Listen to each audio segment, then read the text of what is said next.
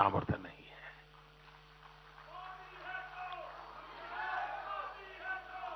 और हमारा वायदा है विकसित भारत का।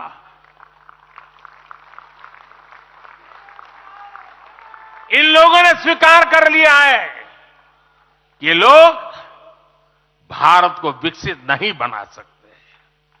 सिर्फ और सिर्फ बीजेपी ही ऐसी पार्टी है, एनडीए ही ऐसा एक गठ है जिसने इसका सपना देखा है।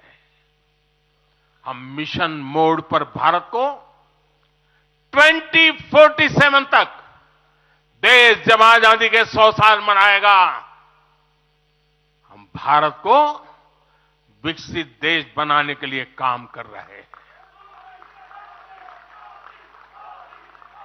हमने तीसरे टर्म में भारत को दुनिया की तीसरी बड़ी आर्थिक ताकत बनाने का संकल्प लिया है, और ये मोदी की गारंटी है।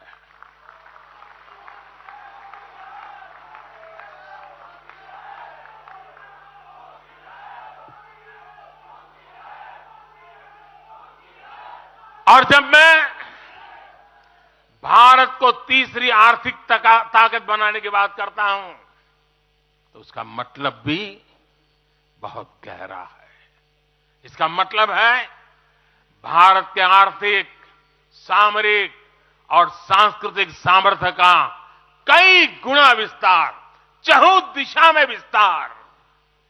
साथियों, हम इसके लिए कितनी तेजी से काम कर रहे हैं, इसका हिसाब लगाना भी जरूरी है।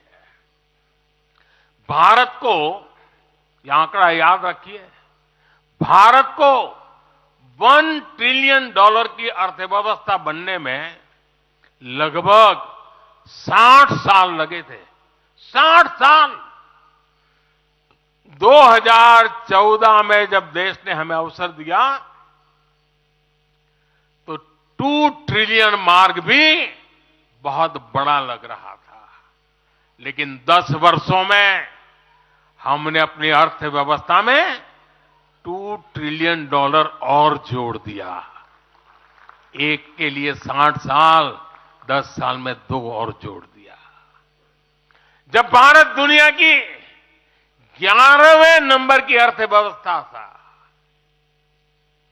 और 11 से 10 पर आने में दम उखड़ गया उनका।